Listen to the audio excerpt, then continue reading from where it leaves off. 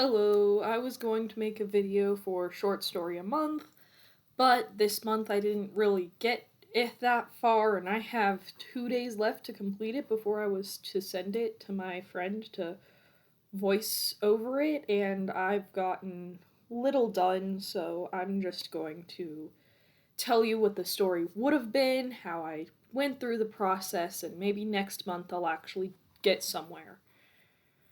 The prompt I went for was a godly being that feels no fear and sees everyone as its plaything versus a little traumatized dude. And this was my brain dump. I was going to do a story about a book that controls you. That was going to be my prompt, but this sounded way cooler, so I actually gave up halfway through the first day to do this instead. When I was younger, I was told it was impossible to make a truly fearless character. Challenge accepted. I think it'd be cool to capture that for to have them to capture a William. Short pause. I'm gonna explain what a William is. A William is one of my kind of like stock characters. I created a character named William a while back. He was a servant. He was very traumatized. A lot of things going on for him. But I kept making characters inspired by him, and I've called this the William Tree. I'll go more depth into this later, maybe, but not right now. But then the fearless character learns about William and why he fears so deeply and stuff. Anyway, along to the characters. Omets, goddess of playwrights and darkness slash night. Character type, antagonist slash protagonist. Dynamic. She's very sadistic. That's one of her main character traits. She is female and she is ageless. Her jobs include author, playwright, performer, storyteller, artist, anything that involves stories, really. Her powers are that she can do almost anything. I'm thinking something like she has the power of Nyx, but like also stories. I didn't really go through this that much, but I did intend to go back in there and clarify what her powers were. Her backstory is that she was the first god, though she chose not to join them. One of the first gods, though she chose not to join the main pantheon, because they made a vow to serve humans. She thinks humans are beneath her. She has no parents, no partners. She has some siblings. They don't really care about her though, and this has drove her to an apathetic state. And then I said a song that describes her was Jack's Toy. Her motivation base level was boredom, though deeper, she was abandoned by everything and no one ever punished her for her antics, so she just assumes this is a good way to act. This doesn't excuse her lack of empathy, but it makes it slightly more tragic. Ezra, servant of a merciful king before taken by Omet, his character type is protagonist and dynamic. Like all Williams, his defining trait is his empathy and his kindness. However, in contrast to the other Williams, he has a bit more backbone than them. Um, Other Williams will often just sit down and take what people throw at them, but he does not. He is male and 21-ish. I don't specify his age, but it is like clear he's on the younger side of adult. His job is servant slash slave. He doesn't have powers, and his backstory. He is a slave that has served two past masters before Omets kidnapped him. Master 1 owned him from the ages of birth to 13, was very cruel, and this is the deep reason for most of Ezra's fear. This master had him beaten for small mistakes and caused him trauma-induced OCD. I actually did some research on that, and it is a thing, though it's very uncommon. Master 2 was very kind, merciful, and nice. He's a king, and there's not much to say about him. He's just a guy. Then, after both of these, Omets kidnaps him, and he kind of lives with her for the rest of his life. I think it'd be funny if sometimes he fears her and sometimes he's just so done with her, which really does describe what story I did eventually come up with. A song that describes him. I didn't come up with one. I couldn't think of one, though I later made a playlist and I could probably search through the playlist for one that describes him. His motivation, baseline, a general will to live and empathy. Deeper, I don't think there is a deeper motivation. He just really wants to make Omets a better person. Rosie and Turner, I did them in one thing because I couldn't really separate them. But this is about them. They're twin servants of Omets, made by her to serve her. They're both chaotic, but they have a few main differences. Turner is more down to earth, and Rosie is more of an iPad kid, but beyond that, they're basically the same.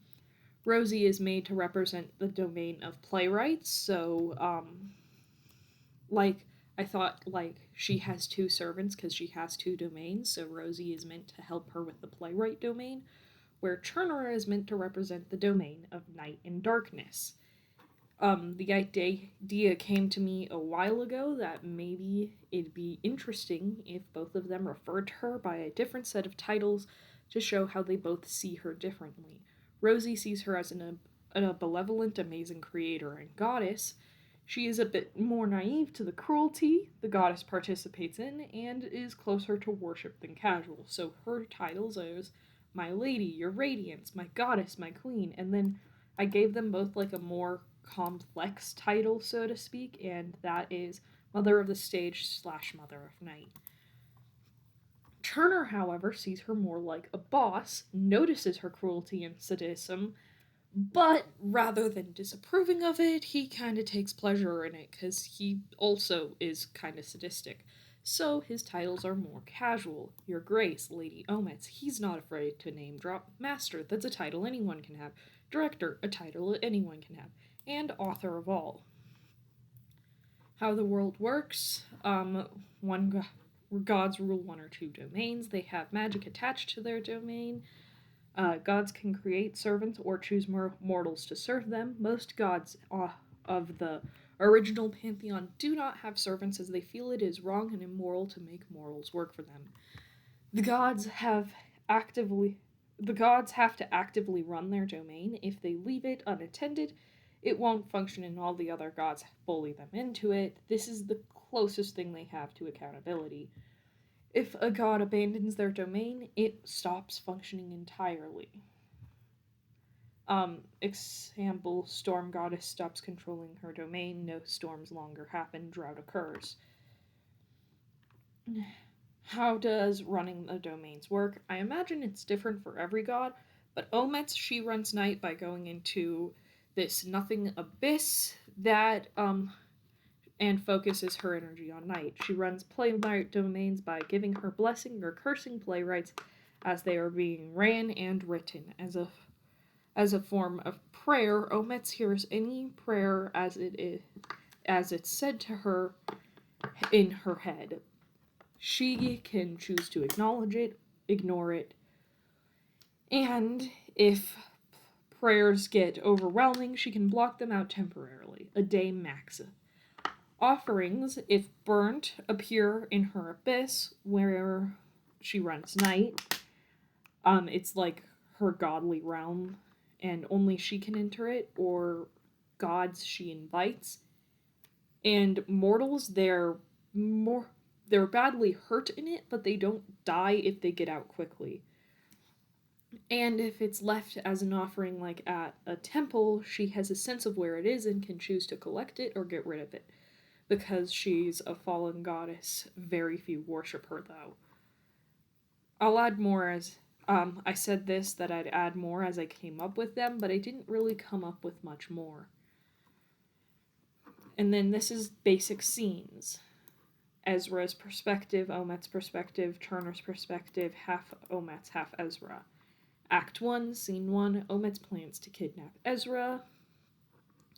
This one was just mainly to introduce the characters, to show how Omet's is deranged and apathetic, Shows how there is no one stopping her and even her servants enabling her and encouraging her. I also thought it'd be cool, but a bit dark if she killed her former toy in this scene, like the former mortal she was playing with, just to perfectly show how cruel she is. Scene 2. Ezra gets kidnapped and showing his reaction to Omets's servants. Shows Omets's trauma response to power. He's been working on this with his second master to get over this, and Omets just destroys all that work in 2 seconds. Shows how Ezra's relationship with his master, actually, and then just gets ripped away in moments. And it can help learn more about Rosie and Omets from an outsider perspective, as in this chapter, everything they're doing seems good, where here it doesn't. These aren't exactly as long as chapters, I might add, but they're similar to chapters. They're split up like chapters. I've been talking way too fast. It's been 11 minutes. I need to slow down.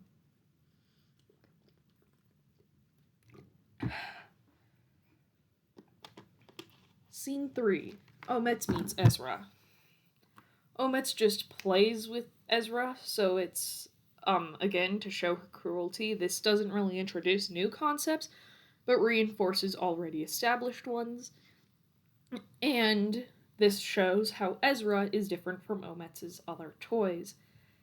After a little bit of time of thinking this over, how I do this, I finally decided how it would be is for the first half of this scene, he speaks and acts exactly like all her other ones, because she's basically scripted them out at this point. But towards the end, he breaks her script without realizing it, and Omet's just thrown off entirely. And I thought this scene would be cool if it was over a dinner. Scene 4, Ezra speaks with Turner and Rosie, but mostly Turner. Ezra gets to know Turner and Rosie and how they see their master. This could do a lot for the narrative if done right. Maybe a good time for world building. Ezra gets Turner to actually speak and answer his questions, so Ezra could use this as a chance to ask about the domain, why Ezra's like this, and maybe learn a bit about it. And then scene 5, new daily life for Ezra. This is just to show how his daily life works now that he is captured by Omets. And then Act 2.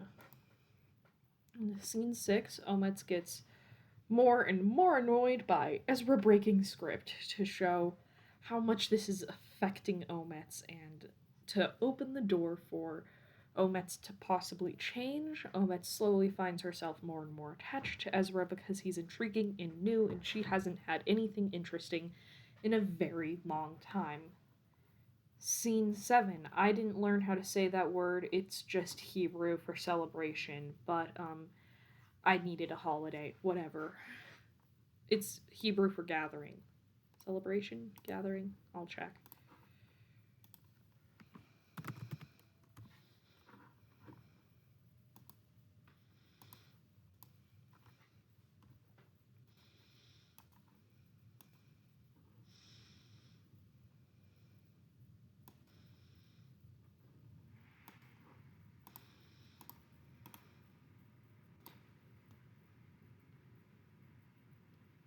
Okay, I can't find it.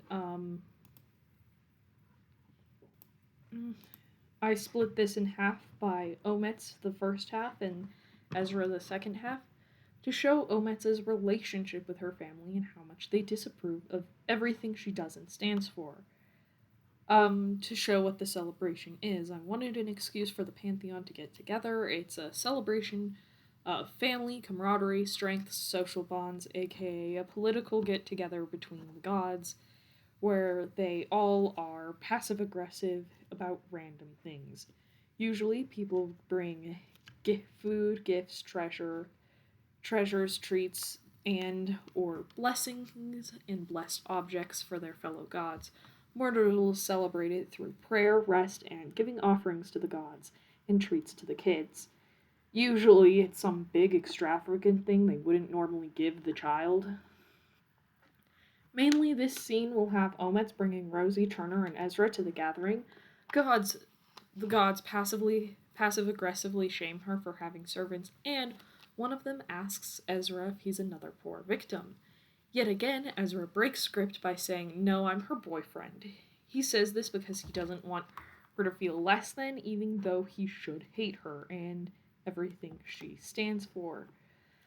She does tell everyone that it's a lie, and he starts laughing, saying he isn't, but he wanted to mess with them. Scene 8.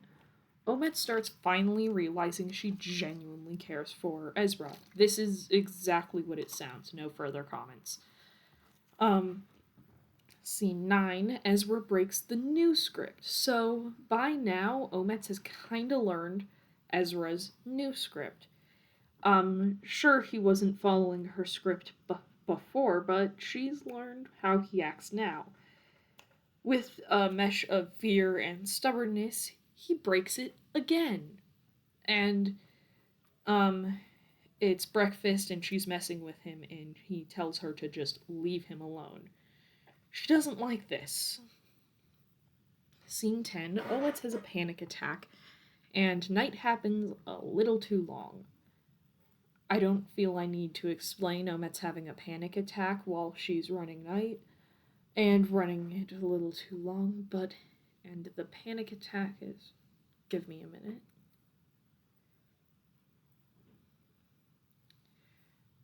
She starts to believe that Ezra is going to try to escape and leave her because she's been torturing him. Maybe Turner walks in while this is happening and comforts her.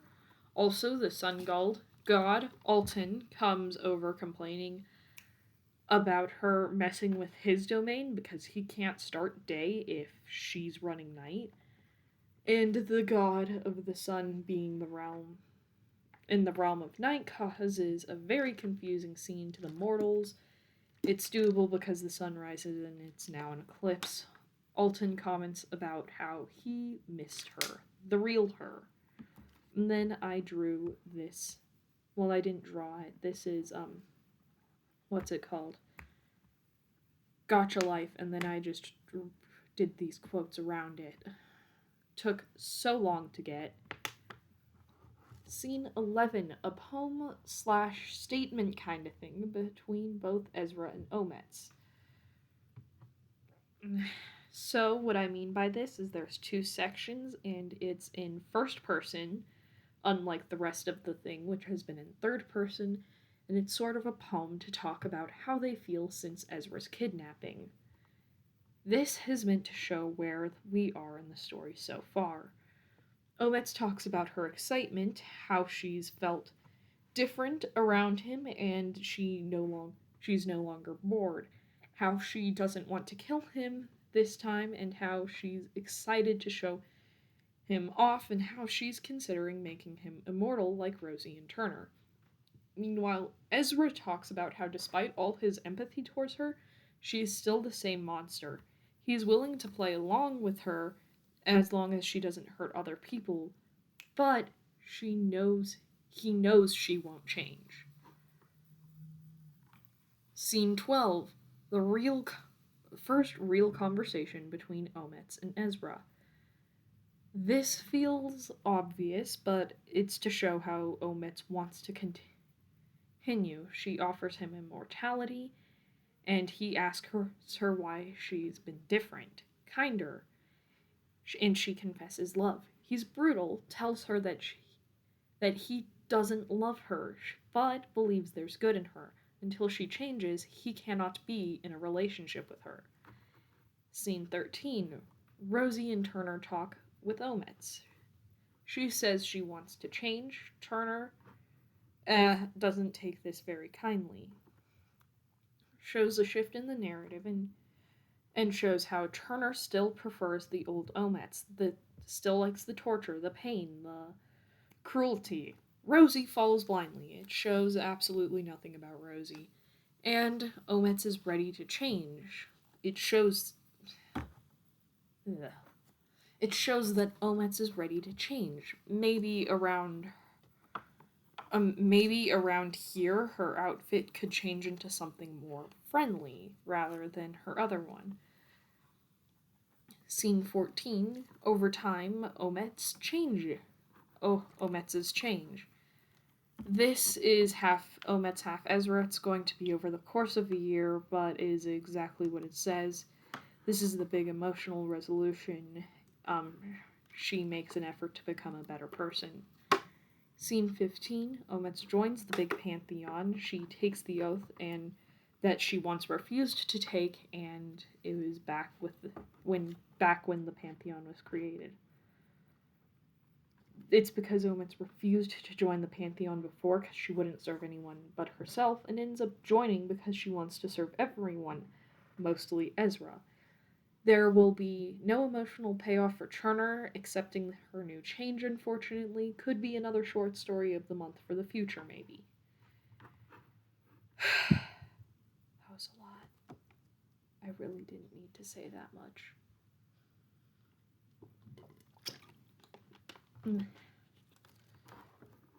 This is the script I would have done if I had managed to finish the thing.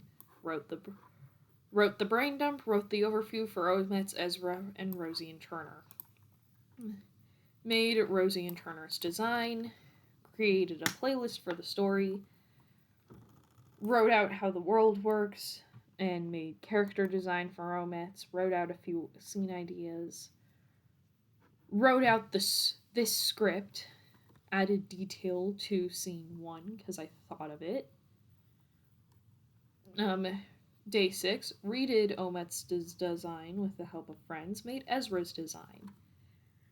Added some information to the doc, mainly the titles that Rosie and Turner referred to Omets by. Friend finished making design for Omets.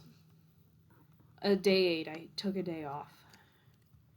Day 9, I worked on Omets' position for the future of the book, wrote out what I did on days 6 to 9 off screen, and decided that Rosie and Turner represent different parts of Omets. Day 10, worked on scenes 5 through 15, added images to the Google Doc, organized things, and went to the library to work on some scenes. Color coded and chose perspectives. Day 11, made my goal to write the outline for every scene in this day. But I did not end up doing that, and got the first two scenes wrote out, but no scenes actually wrote. Day 6 to 12, forgot to record, but I got scenes 3. Then I kinda didn't have time to work on it up until now, the 23rd. So, I don't think I have a chance to finish this in 2 days. Here are the images I made. Omets' design, Ezra's design, Turner, Rosie, Omets having a panic attack.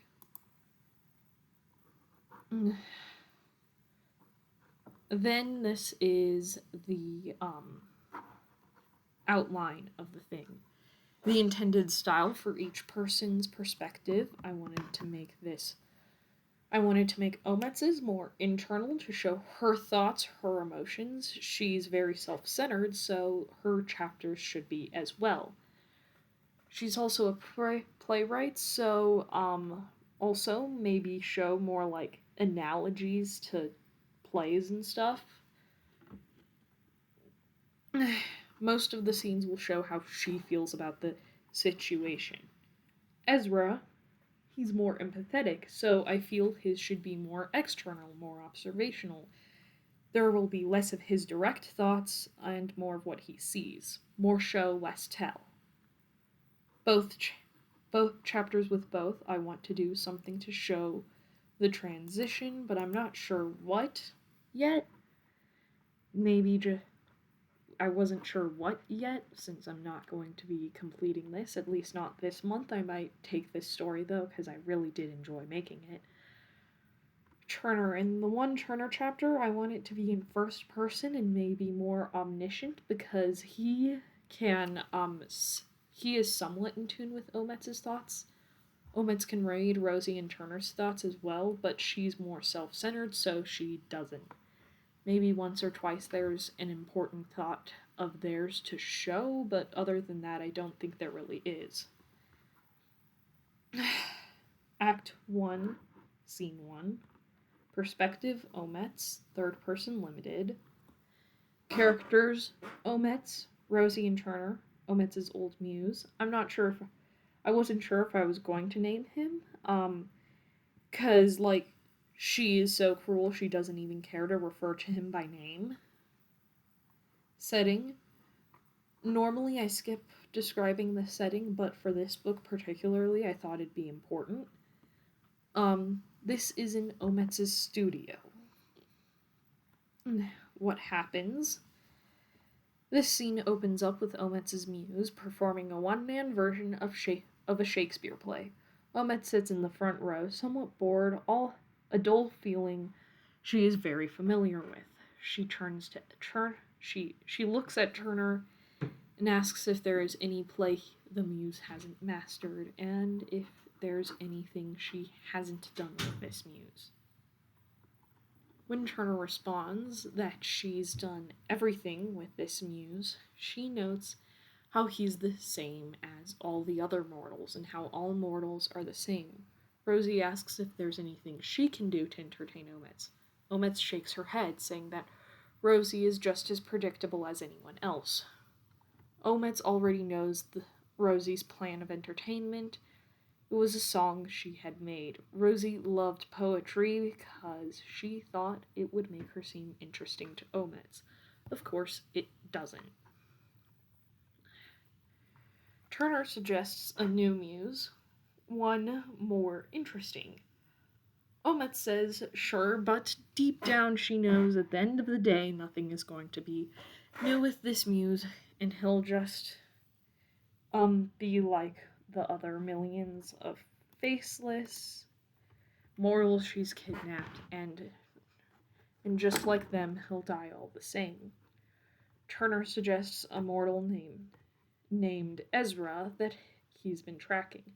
Ezra has had a more unique past than all of Omets's other muses and might be more unpredictable. That's what Turner always said, and yet it never ended up being true. Regardless, Omets asks about this new mortal.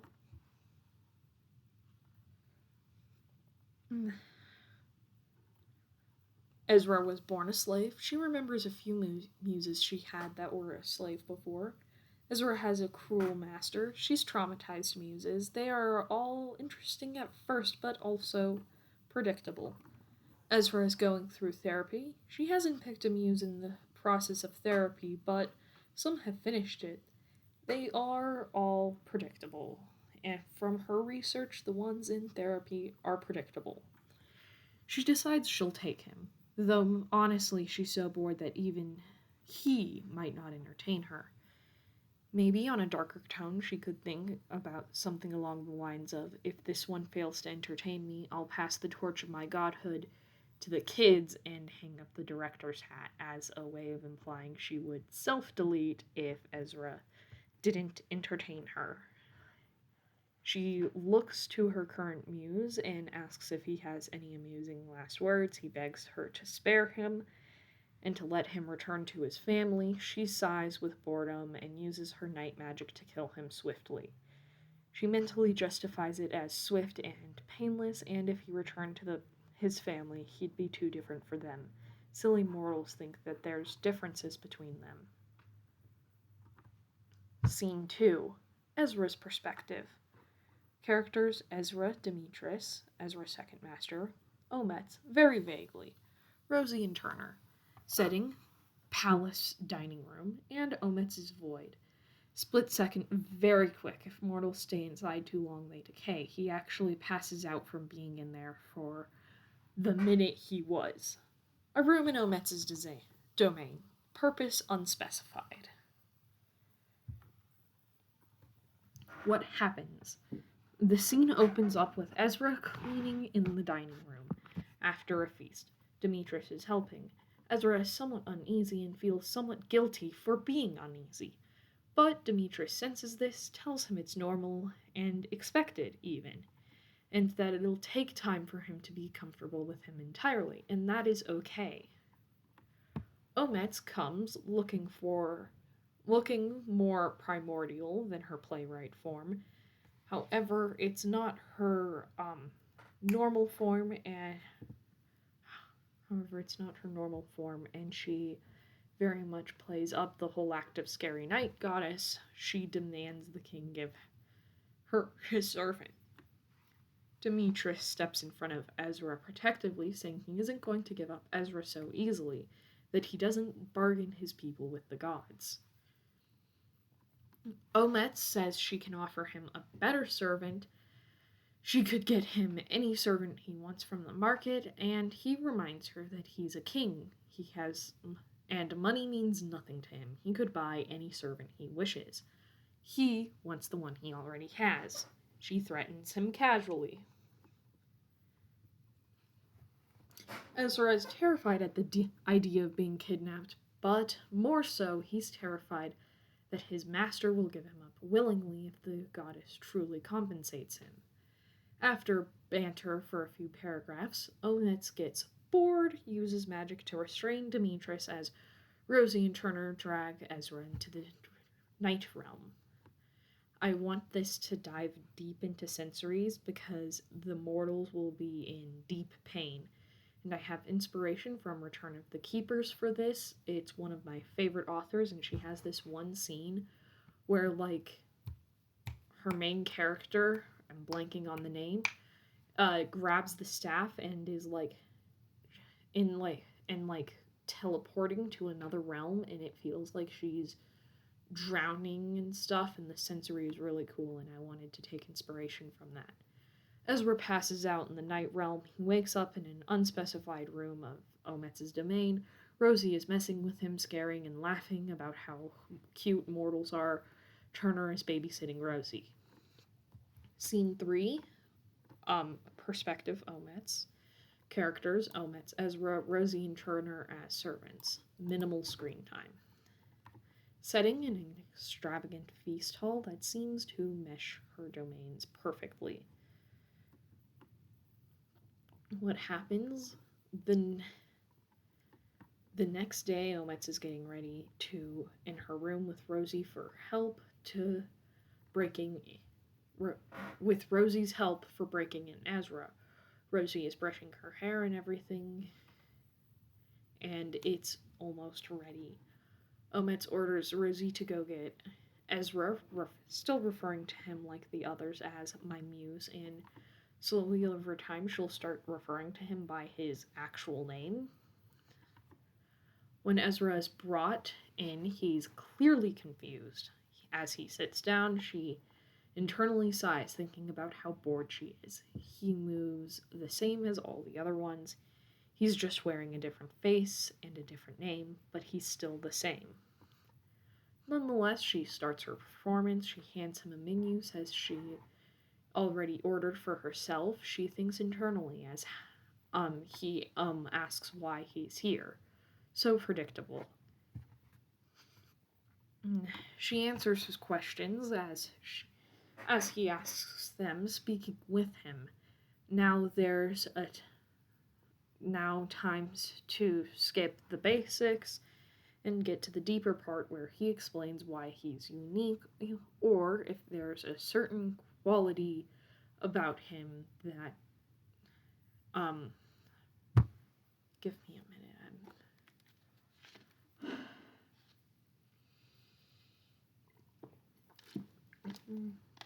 minute. Where he explains why he's unique, or if it's a certain type of mortal, he'll ask about her. This one is the latter. She answers his questions dully. Bored. So bored. Now for the hate. But rather than saying something of hate, he says she seems kinda lonely. This stops everything She stops everything to ask how he did that. Confused, he asks what he did. Omets asks how he broke the script. All mortals either beg or hate her. They don't make observations. Mortals are far too stupid for that. Ezra casually says that not all mortals are alike. She is so confounded by this mortal, 'cause mortals are all alike. Ezra asks if she'd rather he beg or hate her. She says that this isn't about the begging or the hating, it's about individuality. She asks how he did that. Again, Ezra doesn't answer because he doesn't know. Omets then internalizes how fun this will be. Throughout the dinner, she watches his reactions closely and tries her usual tricks, and yet sometimes he replies on script and sometimes he's on his own. Scene 4. Perspective, Ezra. Characters, Ezra, Rosie, Turner. Setting, backstage. Ezra is sitting backstage with Rosie and Turner. They aren't mocking him or running mental circles around him for once. They are just existing, doing normal kid stuff. Turner is reading a book. Rosie runs up to Turner with a hairbrush and asks him to brush her hair. He snaps, "Not now." Ezra offers to brush her hair for her. Rosie squeals, shoving the brush in his hand and sitting below him. Turner mutters something about him breaking the script again. Ezra isn't quite sure what that means, but he has an idea. So he asks what it is. For once, someone actually answers him. Turner explains how Omets has been doing this for years. Used to, she loved mortals. They entertained her, but they became so predictable that she scripted their lines before they were even born. She now burns through a mortal a year. They've become mundane.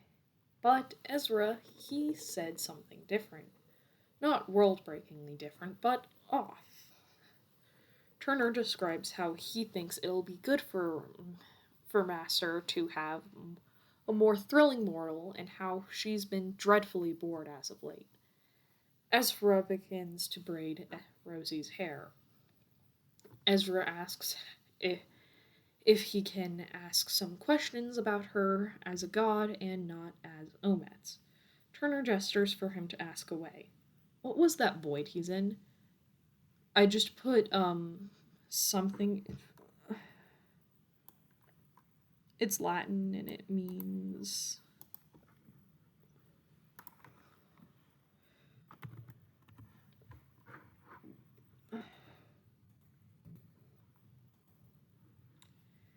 Nocturnal abyss. That's what I thought. How Omets runs night. How does Omets run night? Merely existing in the void. No, it doesn't work with anyone but her. No, Turner doesn't understand how it works. Who are you two? Rosie and Turner, servants of Omets. Mortals often call them twins, and her children, but they aren't exactly her kids, and they were formed, not born, so not actually twins. Why doesn't she follow the rules of the Pantheon? Turner refuses to answer this one. This scene is pretty short, but after this I want to wrap it up. In this chapter, Ezra notices bruises on Rosie and Turner and scars on both of them. He makes the connection that Omets has probably used them as entertainment once or twice. Seeing as Turner has more and how he's more tired and done, he probably tried to protect Rosie. Scene 5, Ezra's perspective. Ezra, Omets, Rosie, Turner. All of Omets' domain. The day begins with breakfast. He makes himself breakfast, and then, by habit, he makes Omets breakfast. Turner and Rosie watch him with confusion as he willingly makes breakfast every day. Then he eats while Rosie tells him some kind of story with passion. He was used to listening to his master's daughter rant about stuff, so it didn't bug him all that much. And after this, I have nothing else written. I am so sorry I couldn't finish this and make a better video. This was the best I came up with. Bye.